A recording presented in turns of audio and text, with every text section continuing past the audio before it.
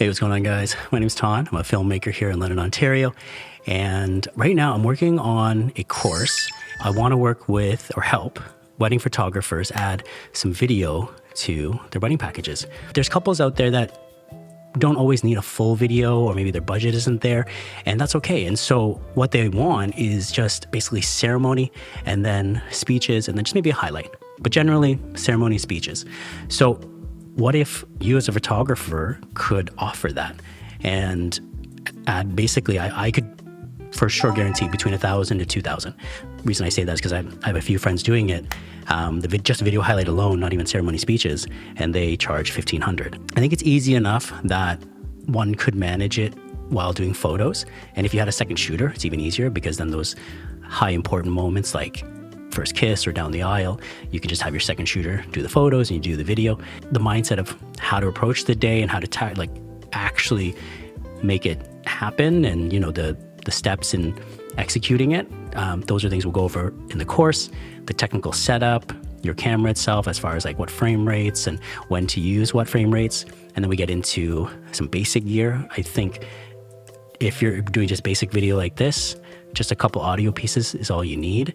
And then we get into the editing. So I'll walk through a breakdown of a video and kind of my thought process of why I shot certain things or why I thought that was important to include, and just walking through that. So I think giving you that mental map will help you, give you a blueprint for your day. And then from there, you can make it your own. And then finally, in the course, I'll give some footage for you to play around with, just to understand how to go from like one scene into another. Like, how do you go from like getting ready, and then how do we transition to the ceremony or the first look, whatever it may be. So I'll put together some of that, sort of like a final project that I can then help review and help you improve your editing skills. And then the intent here is that I'll offer two versions, I think. One is sort of maybe like a DIY, and you just take it and run and do your own thing and watch the videos, and hopefully you should be good. But those who want the extra security or just the peace of mind knowing that we worked together until you had a good wedding video edit and got a good review, so that you can be comfortable adding this to your site and then marketing it and offering it yourself.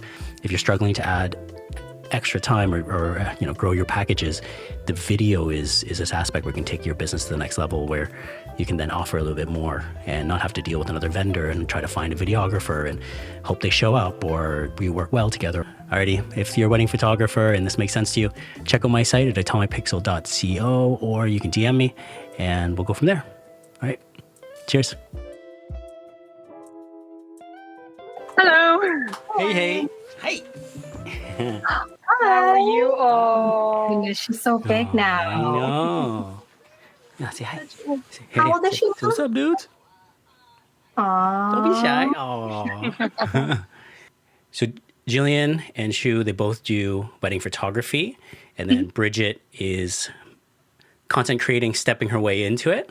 So I said to her, I think it'd be much like for you guys already doing photography, to add a basic video component, could easily add another 1,000, 2,000 to your packages. And I was thinking the same for Bridget, because although you're doing content creation and the short snippets and whatnot, I think doing basically the ceremony and speeches would be the core of it, because that's like, I think those that don't have the budget for full video, I think that's a really important thing for them to have. It's just to hear and see the speeches and the ceremony would be a big component. So any thoughts or hesitations about video? Like, where are you at with just video itself?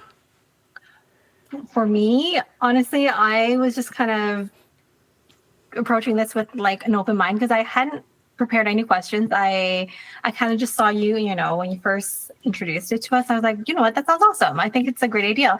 I've never actually even thought of doing that before, but it makes so much sense, right? Mm-hmm. As for technicality wise, for videography, I am like bare minimum. I have very minimal knowledge regarding anything of that sort. So I'm just here to absorb whatever information is available. Okay, cool.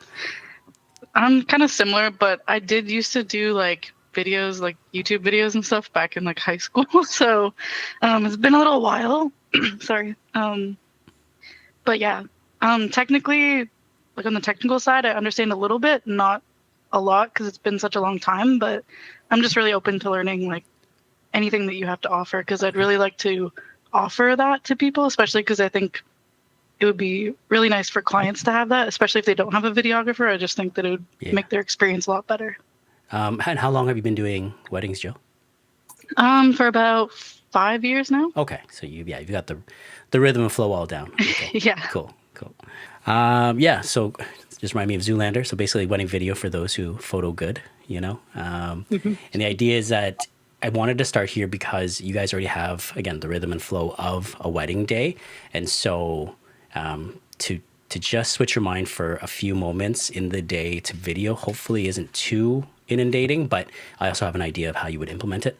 And so, So at the end of the day, I want to be able to go over two main, I guess, deliverables. One being, we'll talk about creating highlight videos, because that's a little more in depth. And then I think the ceremony speeches, although feel scarier in a way because it's long form, and that has its own challenges, and because you have to capture good audio, I think we can do it fairly simply and with minimal gear, literally just like two clip-on mics, and I'll show you in a second.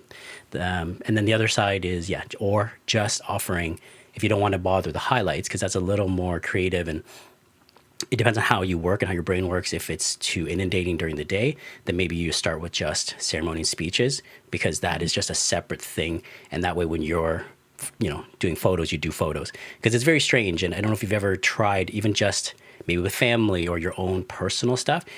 Although a camera is a camera and a video and photo does both, it literally takes almost like a different half of your brain when you're in like video mode than when you're in photo mode. And we'll get into some of the ideas of how we approach it, but it's just a different way of thinking in motion versus in stills.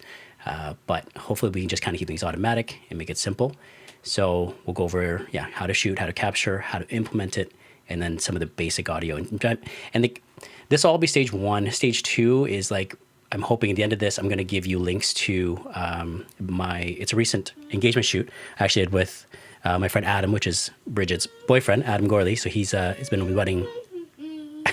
He's been in the wedding for a while.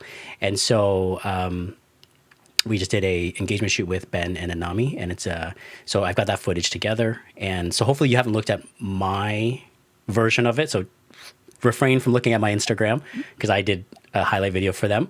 And so I want you to just take that footage and you'll practice making your own highlight video. And then I'm hoping we can all reconvene. And there's also Dylan. I went through this with Dylan before.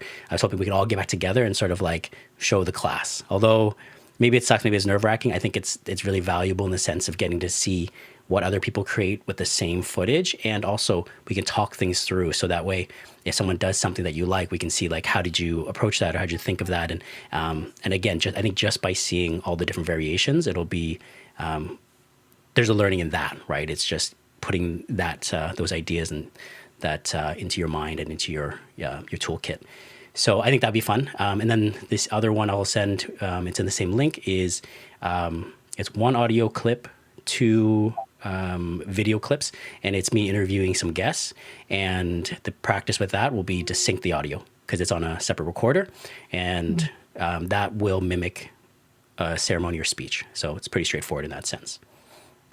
The only reason I didn't put a true ceremony speech one is because the recording is like 3 hours long, and then I think that would just be too complicated, and I just didn't have time to go like chop it up and stuff. So I just gave you two smaller clips, but the same practice of just syncing the audio. Cool. So the gear, I think, don't let this scare you. I just, at the top here is sort of, I know you guys are already photographers, so then hopefully you have a computer that is new-ish, because photo is a little easier than video. Video requires more of the data management, but also more processing power. So hopefully, your computer, I don't know if you've tried, can handle 4K files or 1080, or at least just video files. My program of choice is Final Cut Pro. Obviously, if you need a free one, DaVinci Resolve and CapCut, I believe, are two free ones you can use. So if you have questions about that kind of stuff, let me know. But you just need a basic editor for this stuff. I don't think anything too crazy.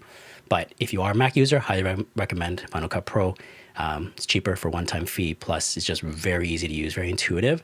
And I'll also be sending you guys like digital assets, some like sound effects and like LUTs and coloring stuff, and just effects that I use for my commercial and video wedding video work. So you guys can have all those tools as well. And then real quick between the two here. So like my passport is like a hard drive. It's a HDD. It's a spinning disk.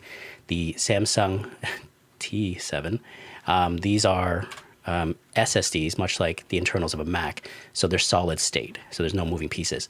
What this means is this is a lot faster. So I always recommend having, so you buy one of these, I would say at least a 1 terabyte. And whether for photo or video, it's very useful. And you're always editing off of this. And then you archive and store on these ones because these are cheaper, right? So work off these ones. They're more expensive, but they're faster. And then archive on these ones. And then I don't know if you're likely to do it, but just gonna say it again, always at least 2, 3 even better sources of backup, right guys? But always work off that, and then that way it won't bog down your computer and fill up your files. Tripod, hopefully as a photographer you already have one. And so that's just for, and I think this is also when we're implementing it to tell clients that, hey, when we're doing video, it's literally just on sticks. It's gonna be a camera on a tripod. It's not gonna be fancy. Like we can do stage 2. We can show you how to get fancier with like B-roll cuts and stuff. But I think starting out, keep it simple. And I think that's all clients want. We just get good audio, one angle, one frame, and then let your camera run. So that is, I guess, while I'm talking about that, you can even use a phone. I'll show you this one. The reason I say phone is because they don't overheat. So whatever camera you have, you're also gonna have to test it because can it run for half an hour?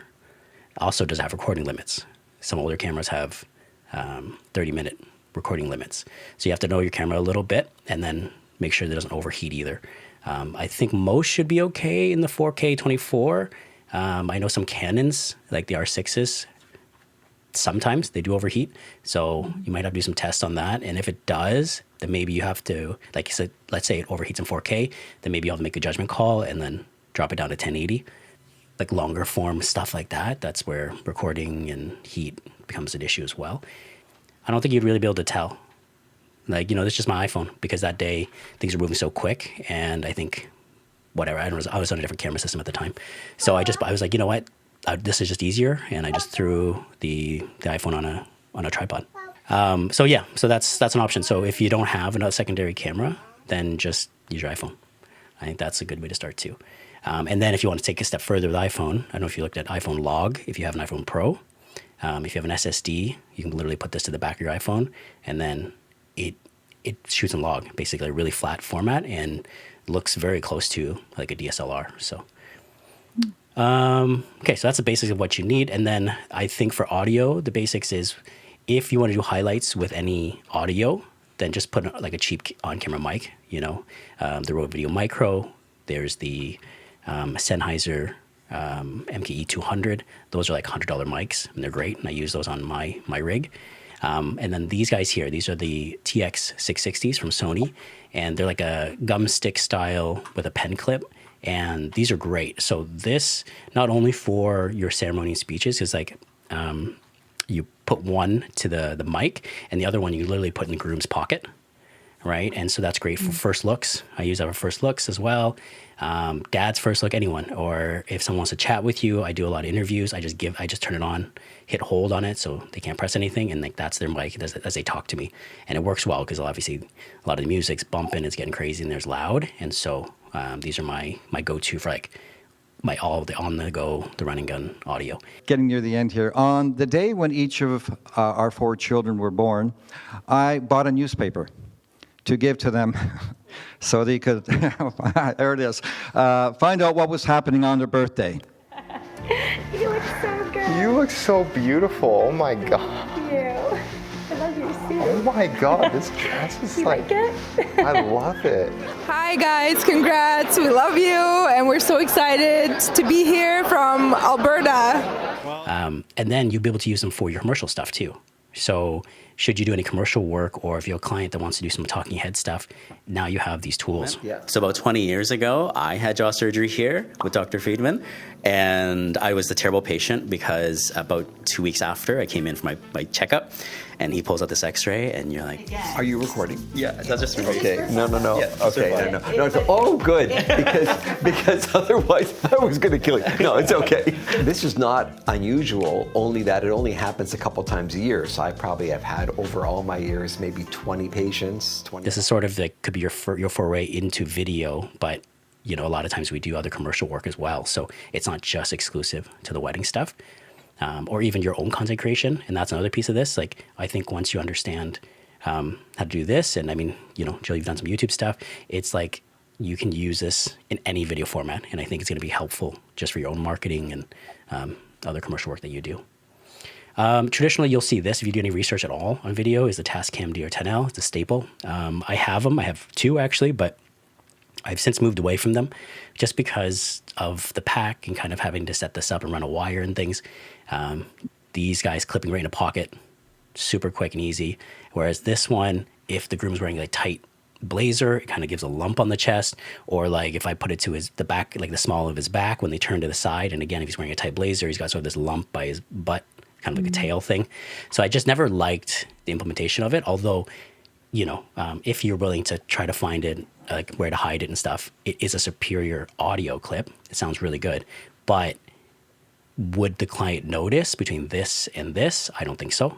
So that's, again, sort of like back to on the photography side, there's always the idea of like zoom versus prime. We notice as the creators, but the clients aren't really going to notice. Do you know what I mean? Like it's for this, it's about getting, for wedding days, about getting the shot, getting the moments.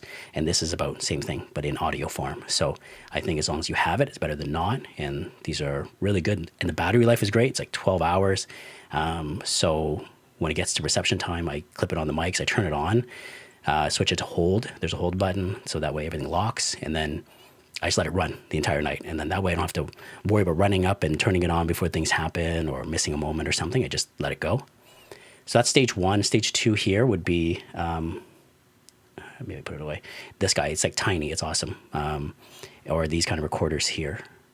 I'm literally using this right now to record backup because I'm recording all this. So always two sources of audio for redundancy. But this you can plug into the DJ's mixer.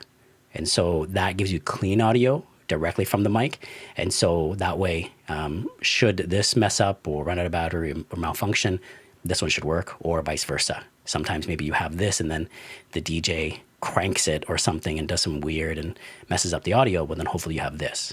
So you always need two just in case, right? But like I said, you could start with two of these. And I mean, put one near a speaker or put one on the podium, one on the mic, just somewhere where you can have some sort of backup is the idea. Any questions about kind of this gear section? So I know you mentioned the battery life is really good on the TX660. Do you like turn it on and off at all throughout the day, or you just leave it running? When it's with me in the morning, if I'm doing an interview, I'll just turn it on, interview someone, pass it around, then turn it off. But when it comes to like putting it on the mic at reception time, I'll let it run for like the 3-4 hours that the remainder of the day is. Cool. Yeah. Okay, cool. Yeah, never have to worry about it. And then if just in case you had a question about wireless mics, so the DJI Wireless, Rode, Hollyland, why I don't use those versus these ones is because there can be dropout of connections. If it's like, you can use it if you want it as a secondary or something. It is simpler because it goes directly into your camera and it's like that baked in audio. You don't have to worry about syncing things. But if, depending on the room, depending on the Wi-Fi, whatever's happening in the frequencies in the space, if it interferes, you get cut out and stuff. Or I was talking to Adam, actually, we were talking about it, putting it on. You'd have to be pretty quick about once they exit out of, once they're married, you know, they're walking back out, because if they start hugging people and everything, you're going to lose it. It's going to fall off, right? So that's another thing to consider. So for me, it's like it really comes down to the TX660 so far is the easiest thing I found. It's like a nice clip, good battery, good audio. And it was kind of cool. Actually, in the last wedding, one of my recent posts, it was an audio clip from that where Emily and David finished their ceremony, and then they kind of hid away for a little bit, just have their own moment. And that's when like they started just like chatting amongst each other about the reception and everything, getting emotional. And then he realized, oh my God, the mic's on me. And he's like, no, actually, Tom, that's kind of that's kind of private. Can you let's not use this audio clip, okay? And then he turns to Emily. He's like, right? And she's like, no, use it. And he's like, okay, never mind, use it, right? And and so it was cute because that just happened to be on him because I didn't take it off in time or whatever, but it worked out because it's like those are I call like happy accidents in the editing world. And then that was an awesome sound clip to put to B-roll of the day that I caught and stuff. So and with something like the DJI or something that requires like a receiver, you wouldn't have potentially got that right piece, so right, if you weren't close enough or whatever. So that's kind of an advantage too of having the one that just it records it right on the device and not needing to connect back to like a receiver or anything. Yeah, that's pretty cool. I know the DJI, the new ones and the Rodes have internal recording as well as backup.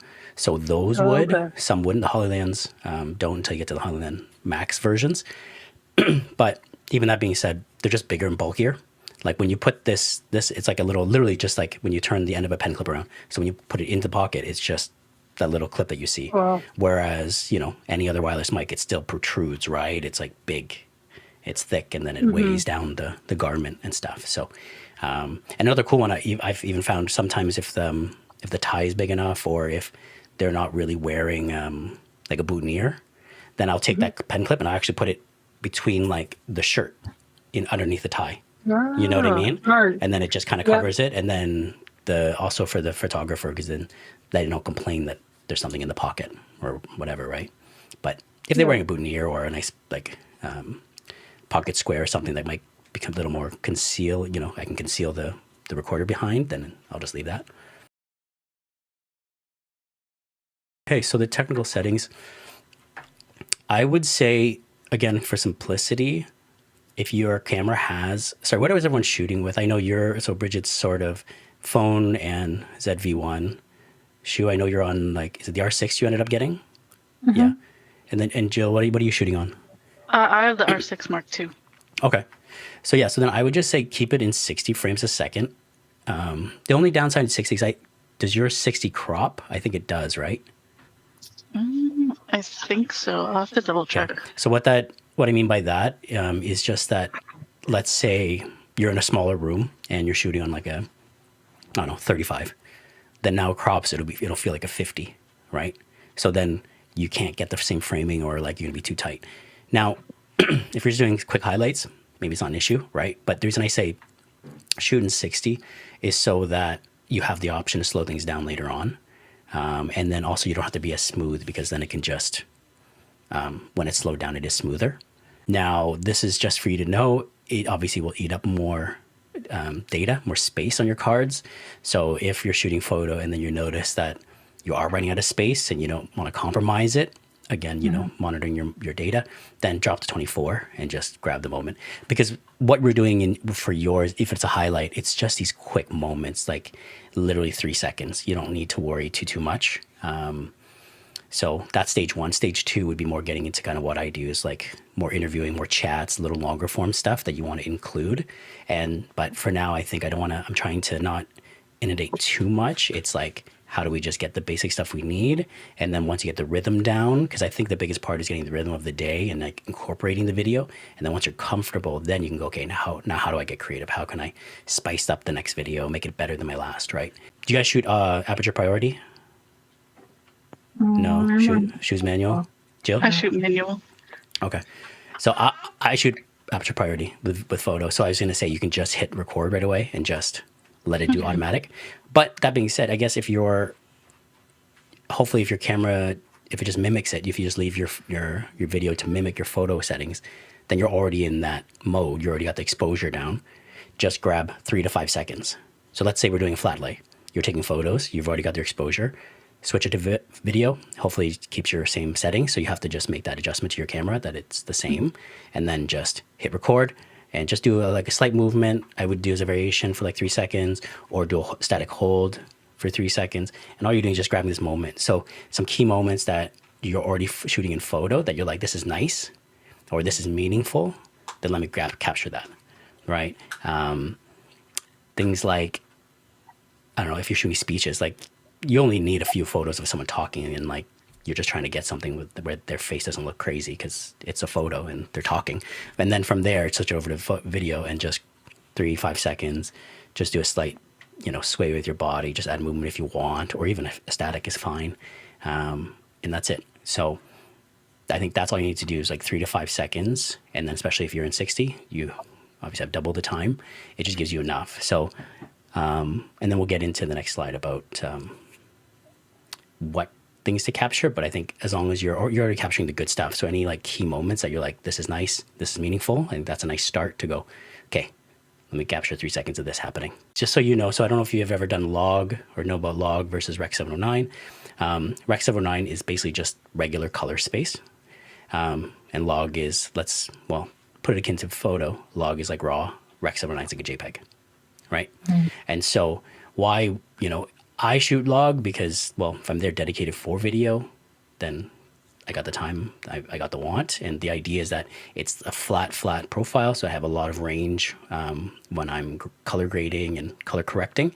But if you're just doing quick clips and highlights, I don't think it's as crucial. So you can just leave it in Rec 709 and then you don't have to worry about the extra step of converting it and messing around with log, unless you want to, unless you've played around with it before and you're just like, I do like the results that I'm getting from log, and to me it's worth it.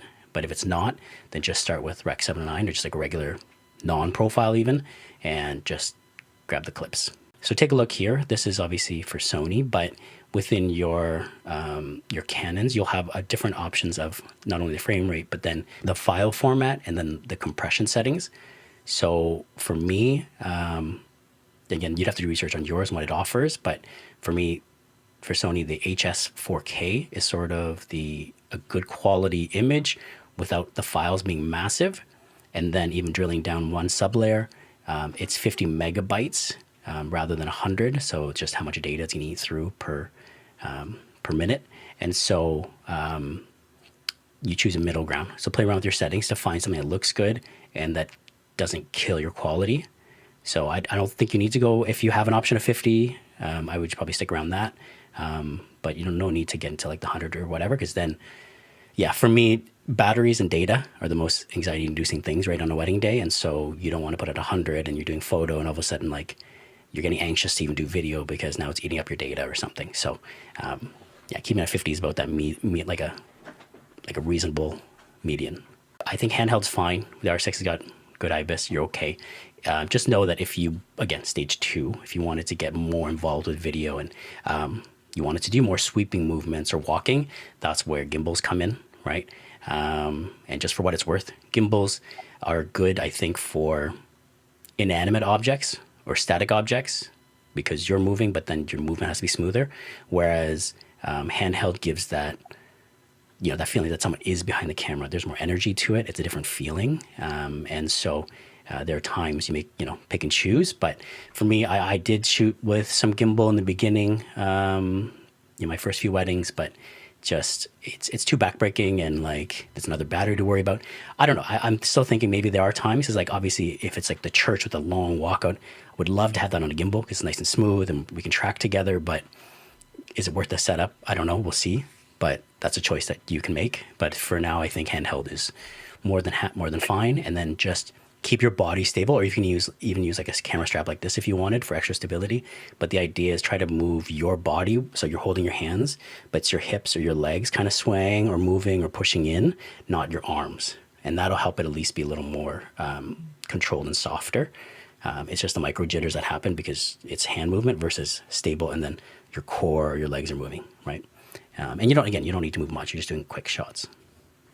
I would also say too, Ton, just to add, having shot a little bit on a gimbal, one of the things I did notice as well is like it's just a little bit less intuitive than it would be to go handheld, because you have to worry about the micro wrist movements to turn the gimbal, and just kind of like if you're moving forward, moving things up and down, like just micro movements make a lot more of a difference on a gimbal, and it's harder to track people sometimes if they're walking or whatever. Whereas if you're just focusing on, moving like your hips and your body and keeping your arms stable, you can kind of, I don't know, I just feel like it's potentially easier to kind of track people if you can hold it a little more stable.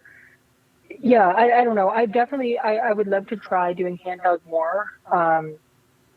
But yeah, there's definitely drawbacks too of using a gimbal, I would say, and obviously it's heavy and batteries and but if you're looking, again, for like an inanimate object or to capture like a venue or whatever, I do think a gimbal is great for those things. But if there's movement naturally in the shot, I think handheld really is a lot better. Yeah, agreed. Like I think when Each their own. like when we do like interiors or homes and stuff, I think sure, like that's a gimbal time. But on a wedding day, again, things are moving quick, and so I think you can just quickly pull focus or zoom into where you need or move it in. Like you get to point the camera, whereas the gimbal you can't always point it where you want. So that can be frustrating. So again, like I said, that's kind of stage 2. I would say stage 1. Let's just keep it simple with the camera we have and almost like as automatic settings as we can. I mean, I guess you guys, Shu and Jillian shoot manual, but keeping it simple as you can. And then, stage 2 is like when we're comfortable with it, then we can add more tools and get crazy. As Bridget knows, once you get into the video world, there's lots to consider, but also lots to buy if you want to get crazy. So, yeah. So this is just to be a quick rundown of or some things to think about when we're doing video. Obviously, I mentioned before, capturing the required scenes. And so I guess an example of that would be, we get into, I'm going to show you some examples of scenes here, whereas like, this is sort of the flow of Katrina's wedding here, where we're, establishing where we are. She's having fun with the girls, taking selfies, their detail shots. The girls are getting ready. First look with the girls, first look with dad, and then the boys are just partying. So this could be just like you're kind of skipping the blocks, right? You could just do a shot in front of the venue, show where we are, show one or two quick clips of the girls having fun. They're getting ready, first look. So it's just like you take if you're thinking of a whole video that would include all the bits, we're just thinking, okay, what is interesting, what's exciting, and what moves the story along. And I'll show a little montage of a wedding in a second, because I don't do a whole lot of like super short highlights, but this one actually would qualify as sort of a highlight. And so just think of that. 10 seconds, I mean, if it's something interesting happening or like a lot happening, because sometimes you don't know what you're going to catch, but I would say at least 3 to 5 seconds if you can. And the funny thing is about video, when you first start, like 3 to 5 seconds feels like an eternity. It feels like people are watching you. This is like a long time. Holy crap, I'm really holding this camera. I'm really holding this shot. But you'll thank yourself when you get into the editing room that you did let it play out. Because chances are when you hit record, you're going to have that jitter in the first like 1 or 2 half seconds there, or like half a second, 1 second. And then it's going to be smooth and you need like 3 seconds in there. And then, it might jitter again at the end. So the longer the clip's better, but I would say at least, let's say 5 seconds if you can.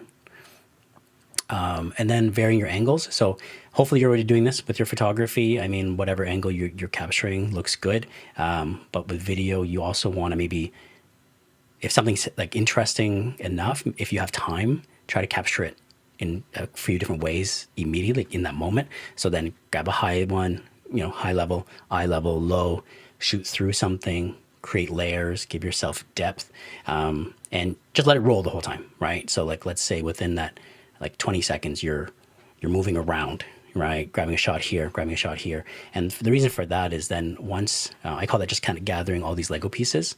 And then once you get into the editing room, now you've got a bunch of pieces to play with. So out of that 20 seconds, you gave yourself like 5 variations, for example, rather than just one shot and then that's it. There's no other choices. And so then having those choices can create a more interesting video later on just because you have it, right? And you don't always have to move either. Like if there's commotion, if there's like people hugging and then an action happening, like just let the action happen. You don't have to worry about always moving yourself. You can just be stationary and just let the scene play out. In addition to the angles, thinking of the focal lengths. So whether you are zooming with your feet or with a focal, with a telezoom, then, you're wide, establishing a shot of where you are, your medium of kind of the happenings and then the close-ups for interest and details. So I think we naturally do that probably with photo already, but now we're trying to do it in a sequence for this one scene. So that way, because in a photo, maybe you might think it's repetitive, but for video, it really, again, gives you the building blocks to build something later on. And so, the story I think that, again, that's more stage 2, to be honest, because when I shoot for a full video, I have to think of like the beginning, middle, and end, right? Where are we? What's happening? How do I exit from this moment to the next? For you, capturing moments, just right now, just worry about capturing nice moments as they're happening. And then I think when you montage as a highlight, it doesn't have to be so sequential. It can be chronological, it can be a montage, but it's not as important because it's shorter. It's just highlight clips, so it's less crucial in that way. But yeah, but this is more like, well, later on if you want to get into longer form stuff, or if you're thinking of your own marketing content, then that context, beginning, middle, end, is more important. And that really goes along with thinking in chapters. And I don't know if you guys already do that for your wedding days, but for me, I think of it in the chapters, right? So the getting ready, ceremony, portraits, cocktails, speeches, and then party. And like I said, for me, full video, I'd have to think, how do I connect these? And so I did some sessions earlier with some photographers, and like, I guess we were talking more in the context of a full film, and that's where they were like, ooh, it seems a little scary, because like, how do I go from one scene to the next, you know? And how do I make that transition seem nice and not jarring? But, you know, thinking back now, I'm like, since we're just doing highlights, you don't have to worry about that, because it can jump, and it's meant to jump because it's such a short period of time. You can literally go from the church to the beach. It doesn't matter because it's a montage, right? So you just need to capture it to be able to go to it. You know, you need those pieces to build. And then an easy one, kind of a trick that I like to do as a template, because sometimes you know how it is in photography. You have to like shoot a little bit before your brain gets warmed up, and like your eyes can see interesting shots or whatever. Same with video. So I say detail wide. So it could be, you know, I'm establishing with the drone here. We're getting to this cottage. It's like the flowers, the bedroom, where she's getting ready. It's kind of peeking. And then it's not included here, but I actually chat with Sarah. But it's like details, where are we? So then it's like teasing what we're doing, and then we get to it. And then just thinking throughout the day, I mean, as you do with photo, who is meaningful to the couple? What is meaningful to the couple? Are the details, you know, Sophia had a locket. Her brother passed away, so it was a locket on her bouquet. And so just like these little things that you can capture when you put it into video, it's more meaningful, right? Because, again, these are important things to them. When it comes to the highlight stuff, I think that makes sense, right? You're just going to basically do what you do in photo, but now you're just going to capture 3 seconds of it in video form. With the ceremony and speeches, ceremonies, I put one TX660 on the groom. I'll put another one on the officiant. And then if you have a like an audio recorder, then you can plug it into the DJ mixer. And then you've got your bases covered. And then you put your camera on a tripod at the back. That's it. So I would like stand at the front and do your photos and stuff. You don't need that. And then once your photos are done down the aisle, you run to the back, grab your camera on tripod, put down middle of the aisle, and just trying to find the eye level of seeing them. And then you choose how wide or tight you want it. And then speeches, basically once right before like dinner and everything's gonna start, I run up, I put one on the mic, and then one into the DJ mixer, right? And then I have my camera set up somewhere. And like this is also a challenge. Sometimes if I'm in a barn where there's a beam, then I'll try to see if my camera and tripod can be there, because I don't want to be blocking the viewer. Like for me, the guest experience always is most important. This is getting crazy, huh? So yeah, I would try to find somewhere where if you can stand and man the camera, or you have to check it or something, it's not going to be right in front of someone's face, right? So that's where you're going to have to make concessions sometimes. Sometimes it's an open area and someone has to get blocked, or maybe it's not the best angle because of that or whatever, but I think that's okay, right? And then I would say the implementation of that comes down to you really being clear with your clients of what they're getting. So, hey, you're not getting a full wedding video. You're not getting this shot where I'm cutting from one angle to the next while someone's talking during speeches and things, because it's just me. But what you are getting is at least the core memories, right? The essentials. So you're gonna have to figure out how you want to say that. But that's how I would approach it to sell it to them, is that it's just the core, it's the essentials of what you need, which is like the ceremony speeches. So we're gonna get you really good audio, and then you're gonna get a nice visual of the speaker and yourself. And so ideally for the speeches, it'd be nice if they are beside the couple, and then you can frame them both together. And then if you shoot in 4K and then you edit on a 1080 timeline, you have a lot of cropping room. So then if like they are talking, it's something important, you can zoom into just the speaker.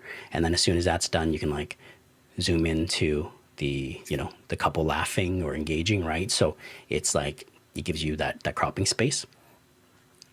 And that's it. So I think that's as easy as that needs to go. And then you bring it into Final Cut or your editor, and you just sync the audio right underneath it, you know, color grade it. And then from there, if you wanted to spice it up even further, if they do have old family photos and things, or if they're mentioning something and you can get imagery or video clips of that thing during the speech, like that's where you can put B-roll over things, right? So you can get really creative with that way, but that's the basis of just a nice static shot with good audio of both.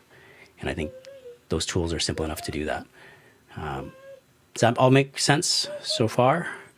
I know there's a lot of little bits in there, and I'll send you this this PowerPoint and stuff too. But I think it doesn't have to be more complicated than that. As long as you have the two TX660, two recorders, we can make that work. I was looking at the LUTs. What exactly is that? I've never heard of that term before. So LUTs are just like when we do Lightroom presets. Oh, okay. Yeah. So what will happen is, like, imagine this image here would be almost like gray, like a raw photo. Okay. And then I put a LUT on top, which converts it from a LUT space, a raw basically, to JPEG. So a LUT to the Rec 709. So then it would bring the color back in. And then I add another LUT on top that has more of like, it tweaks the colors. So like I like my color, my green's a little more minty, things like that. So you're adding like layers of presets basically. Yeah. Okay. I mean, you don't have to use a LUT either. I think you can also just bring down the shadows, bring up the highlights. Like you can manually convert it in a way. But these are presets that bring it back to like a regular color space. So then you can add your spice on top. Okay. Yeah. Is that just a Final Cut thing, or is that also available like in Premiere? Oh yeah, LUT is just across like video itself. Yeah. Okay. So I used to use Premiere. The only thing I don't like about Premiere is, like, again, it's very computer intensive. It can be really slow sometimes. And then little things where, like, if I chopped this bit here and I deleted a chunk, it would fill in like black bar instead of just magnetically like collapsing, like bringing the line, like the timeline in. Jill, any questions? No, I'm just kind of soaking everything in. Okay.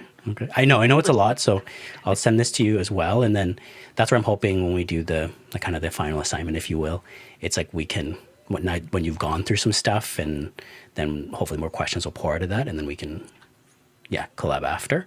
Let me show you. So let me show you the beginning. So this is an example of what could be a highlight that you would make. So out of the actual video, I made a sort of a beginning montage, I guess, to make it interesting. Added a sort of film border. One second, I'll put this here so you can hear it.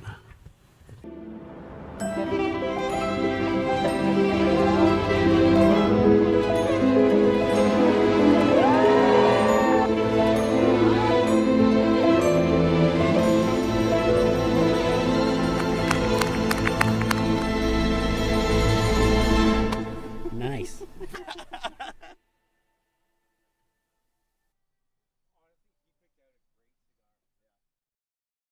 Really starts with like details of the church downtown, engaging the mom, first look, and then they get into like the church where we're at. They actually got married twice. They got married here, and then we went to their cottage. So Stobies, this is sort of like, I think, one of their nights out, like in the beginning of dating. So it's kind of just that, the drunken meet and stuff like that. So this is, let's grab a pizza while we're here. And then, and then we drone to Port something. And so they're just around here, and that's where they do another ceremony and they hang out. So it's sort of, again, that's just a quick montage. And I think that same effect could be applied to just the wedding day, right? Where are we getting ready? Moments there, first looks, into party, just the basic chapters. So basically, like, all you need is a few clips from each of the chapters of the day, and then that would be sufficient. And then if you want to go above and beyond, you just add more, right? But like you said, if you've been doing wedding photography for a while, then all the important bits, you'd be naturally getting it anyways. Yeah, I guess the other examples I had is more like if you went deeper into creating video, you could do this too. Even if it is just a highlight, you could say, hey, can I get some photos or videos of you in your early days of dating? And I did a sort of, this was then, you know, this is them dating when they're, I think, end of high school, beginning university, and then into the day, right? So this is near Grand Bend, I think.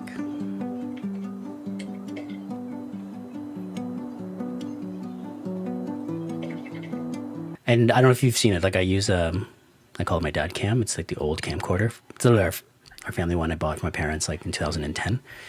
But it just obviously gives a distinct old school look. And so you can mix up your mediums as well. iPhone, I feel like I try to use iPhone too because I feel like iPhone will be our old, you know, our VHSs of our time. So we'll look back and things will be vertical. So I don't know. I'm trying to think like how I incorporate that, or even have some old iPhones that I was thinking of like bringing that to use as well. So you know, so like yeah, I think just different cameras just for fun creates different vibes and different looks. So that's something to consider. Like here, even if you scrub through, I think that's another practice. You take a wedding video, and if you scrub through, what kind of sticks out is just kind of where we are. I grab quick details. The girls are having fun. You can use that. You know, you're kind of just like almost like chopping every other, right? Yeah. Grab a detail here, grab some yelling, some emotion. And I always like the ambient sound. So like the idea of them screaming and hollering underlying with the music to me is nicer than just straight music, no ambient sound.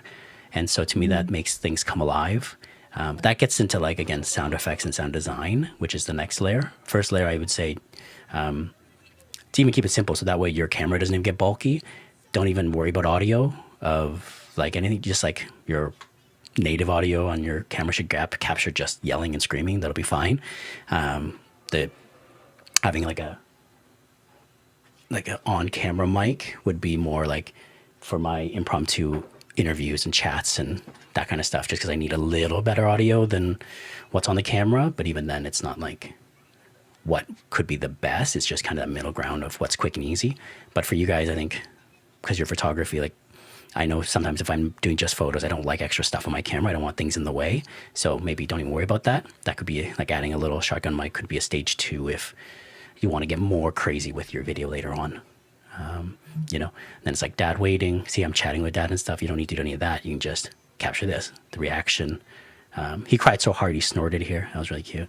And, you know, and just them walking over to, you know, to the groom and he's getting ready. And just, so basically, you know, as you scrub through any like wedding video, it's just like you literally can grab like 1 or 2 frames out of the important bits of the day. And then from there, when you condense it, boom, there's your highlight video, right? Actually, I didn't say the implementation. The implementation, I think this is the important part here. The next wedding you guys have. So, Shu, when is your next one, and Jill? Saturday, this Saturday. This Saturday? Okay. I have one not this weekend, but the following weekend. Okay, perfect. So this is going to be live homework for you guys and live accountability here. So my idea, like how you would implement this is you just do it on your next shoot, on your next wedding. Like you don't tell them because that way there's no pressure, there's nothing to deliver, but it gives you time to practice on a real environment, right?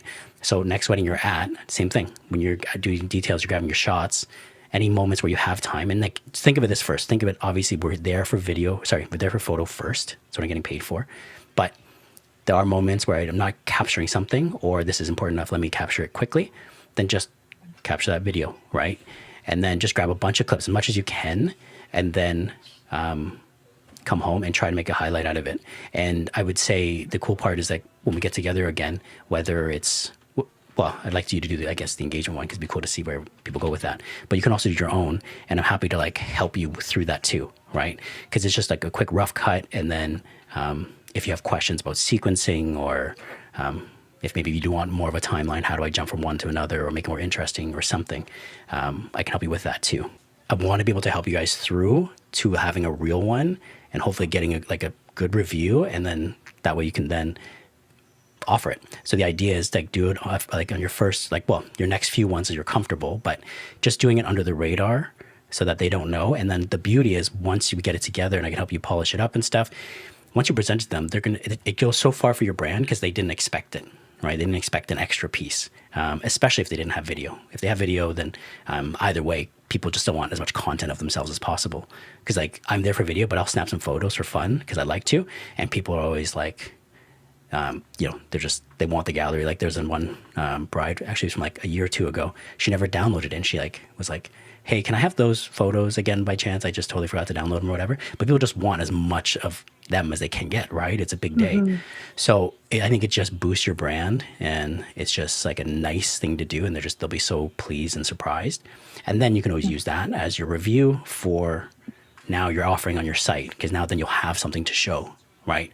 Because otherwise, what would you show, right? And there's no reason to put pressure on yourself to say to a couple, I'm gonna do this video for you, blah blah blah, right? If you're not confident in it, and then next thing you know, you're like, it didn't turn out. I didn't like these clips, and then now you're like, well, I told them already. Now you're screwed, right? So just the first few under the radar, surprise them, get a good review, then you can add that to your site, and that's how I would move forward with that, right? And even then, like I say, within the 1,000 to 2,000. So where that come from?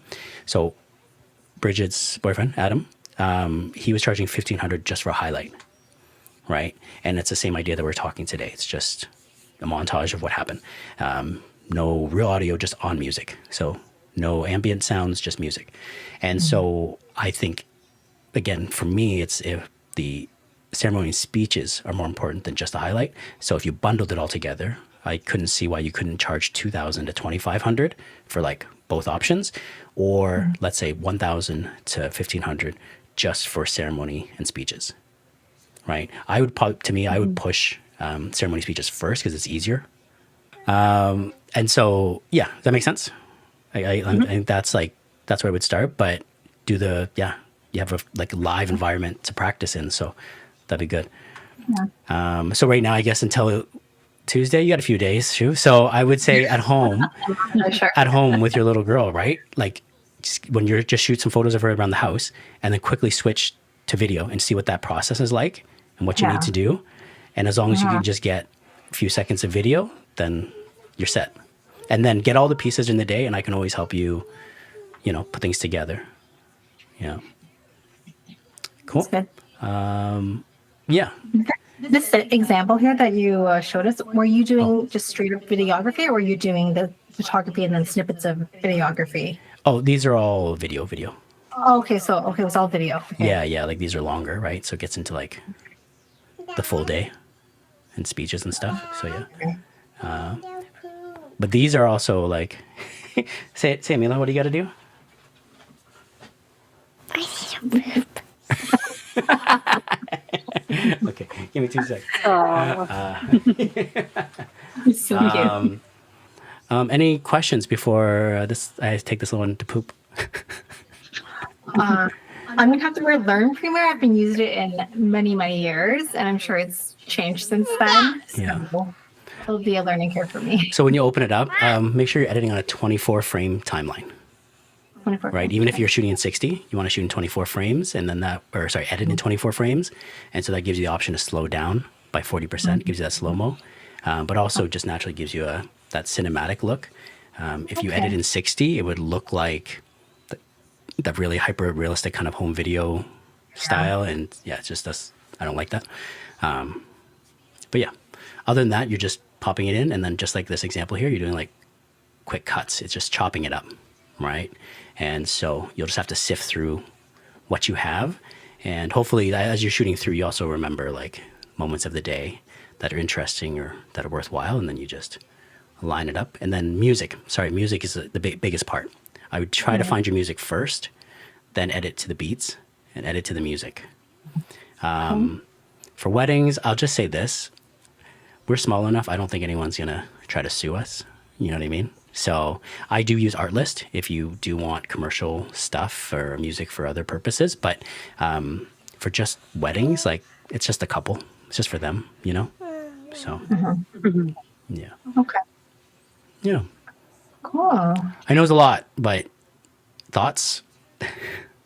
That was great. It was just the right amount of like in depth Okay. that I kind of needed for the intro at least. You did a great job putting this together too. Good. So thank you. Thanks. Yeah. Yeah.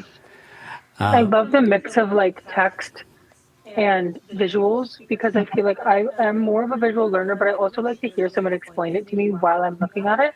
So it's nice to see your breakdown, even when you were showing like the chapters and like that kind of process. Right. Like I love seeing that laid out. I think it just like makes it very clear. Yeah, it was awesome, Tom. Thank you. That was great. Awesome. Thanks, guys. Yeah, like, and that's the thing. It's like I can go, yeah, how deep do you go? And so I think for now, trying to keep it simple as possible. And then I'm hoping maybe we'll give it a few weeks. If you guys can take a crack at just a simple highlight, it doesn't be anything crazy with the footage I have and syncing that. And that way, at least we've gone through it. And hopefully you guys have gone through some capturing footage from your weddings that are coming up. And then we can talk about that. And then we can meet again. And then that way we can really brainstorm and help each other out. I think that would be cool. Yeah. I feel like my biggest worry is that I'm going to forget to do it because I've gone, when I shoot weddings, sometimes I'm like, oh yeah, maybe I will like record a little just to dabble in it. Yeah. And then I completely forget. I'm like, okay, I got zero footage. So, because I'm so zoned into photo that Yeah. I tend to forget it. So I'm like, I'm hoping that doesn't happen this weekend. You know what? And what you could do, like, one, obviously, you have to remind yourself that this could be a viable, thing to add. Right. It's going to be, it's easier than us trying to raise another $1,000 or $2,000 on existing packages, right? Yeah. But if it's easier, maybe even just starting with your phone. Yeah. That's You true. know, like just then that way you go, phone is video, my camera's my camera today, my photo. Yeah. And then you just grab quick shots with your phone and just use the, when you press it to sort of lock in the exposure and you can dial it a little bit, that kind of helps you give some control if the automatic isn't working or whatever. But I think maybe if that's easier, then just, use your phone, grab some clips. And then actually that would be another version. It's just more, I guess, content creation kind of style where you're getting vertical Instagram reel ready format. Right. And that's what you're doing today, so Yeah. you make a choice there too. And so, that might be okay as well. Right. And so at least it's just for now, if that's easier on your first few, just get the rhythm, get the reps in, then do that. And then I think that should still be good enough that you can just offer that. Because again, what we're offering, we're being very transparent that it's not a full traditional wedding video. It's sort of a highlight. Now the highlight could be on your phone. It could be on your DSLR. I just think your DSLR naturally would just give that nice professional air to it. It just elevates things naturally by having that depth and clarity. But nothing wrong with just giving that they would still love, on the iPhone, and it's just their story of their day. It's from the dad cam, and that was nice and easy. So I just grabbed quick moments throughout the day from the dad cam, and it became their video here.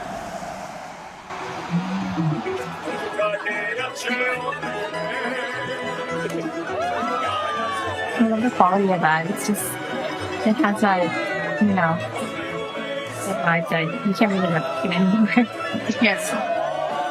I just feel like an iPhone, even sometimes that's too clear, and you're like, I just want to see something that looks like it feels like something.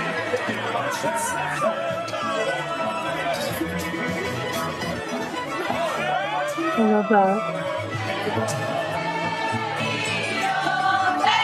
Also, if like the client sees that you're shooting something like that, they're more inclined to be more playful almost. Yeah, a lot of that like- footage actually, I gave it to the groomsmen. My dad came to the groomsmen because they would capture Oh, that's right. Yeah, I remember like that. the bus scene and everything, right? That I wouldn't get. And again, they'd be more playful because it's just their Right, friend with a yeah. camera. They loved it because I have dad cam also written on the camera. So yeah, and it's just and like it's just fun, right? And that's exactly what you would do. So that's very low effort in especially for me because I gave it away. But that's what I would also capture with the dad cam is just like these quick throwaway clips. But those can be put together to be this because it literally took you from the morning to the night, right?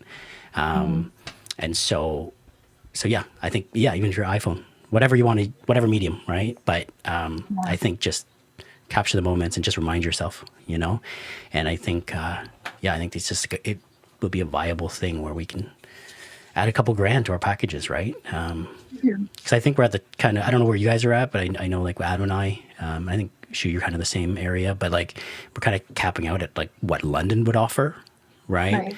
And so I think this is sort of a roundabout way of getting creative with a package where we can add some video and not raise our photo prices, but we're giving more value. So therefore I can charge a little more kind of thing, right? Anything else?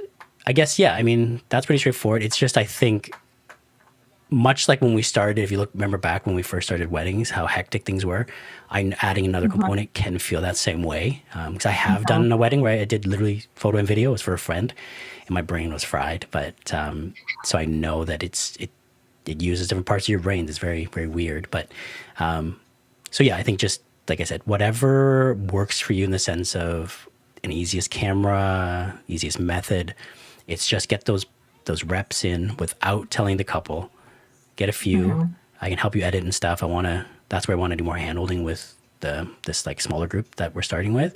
And then, because then I got to figure out like where the value, how much I pay or charge or whatever. And hopefully at the end, you guys like can give me some feedback on that too. But it's like helping you through it. So that way you don't feel lost or like, I think also just giving up, because I'm afraid that like it might be daunting for some people and they're like, forget it.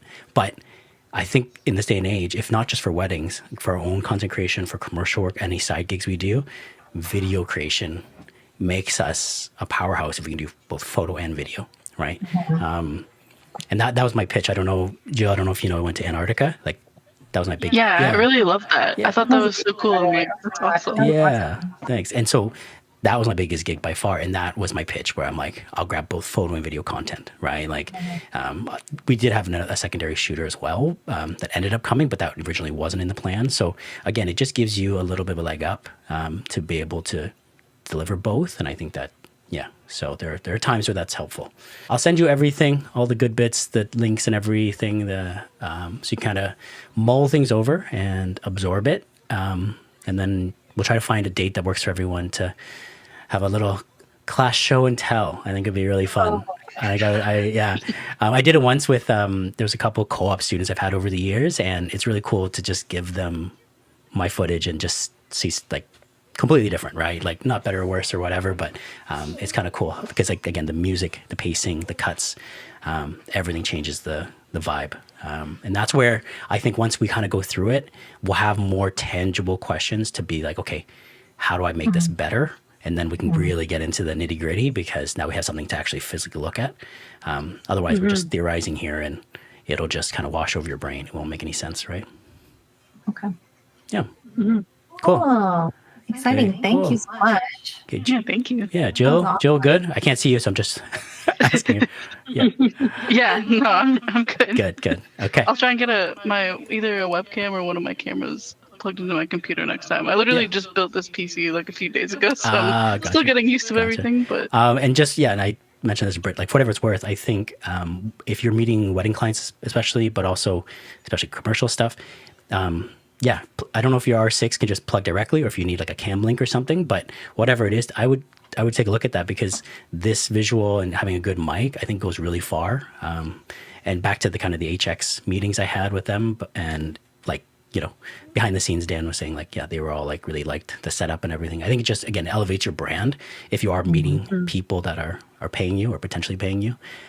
So we have the good camera gear, right? So like I said, once you start investing in it, now we're using it for multiple purposes, right? And we'll talk about it later. I don't want to inundate you, but I got to make a video for Britt. But when she asked me about audio, I was like, there's a lot of audio, like on camera, wireless, dynamic mics. There's a lot. So yeah, but cool. Well, thanks for taking the time, guys. Thank you so much, Tom. Thank you. I really, really appreciate it. And I feel like I've learned a lot. I need to just digest it, reread everything. Yeah. I'm looking forward to getting more into this. And I really appreciate it. Cool. And one final thought, because as you mentioned, Britt was saying she was on this, and I still do it too. But how we get into like deep into the YouTube university, and we're researching things. But I think we just got to do it as well, right? So just remember to do it. So like I said, before your shoot this Saturday, we have kids. They're like the best subjects because it'll test the exposure changes, the autofocus, everything, right? So just see how fast you can switch to video, capture a couple clips and stuff. And also, that's how I tell, I was working with a guy who wanted to do full videos, like full wedding videography. And I was like, well, practice your scenes at home. So like if you're making breakfast, how would you tell that little story? It doesn't have to be epic, but it just has to have a beginning, middle, and end, right? And varying shots, making it interesting, right? And so we can practice anywhere. It doesn't have to be just at a wedding, but if we have the basics down, and that's where the template of like details wide can really just, if you don't know where to start grabbing something, then it's just grabbing that. But like I said, luckily for you guys, you're seasoned wedding photographers. It's just, hey, if I'm grabbing something that you think is worthwhile, then I'll just grab it in photo or grab it in video as well, right? So you're just mimicking the work that you're already doing for 3 to 5 seconds. Cool. Cool. Okay. Okay. All right. Well, thanks everyone. I'm gonna go have a beer now. You. Thanks. Everyone. Have a nice night. Okay. See ya. Bye. Bye.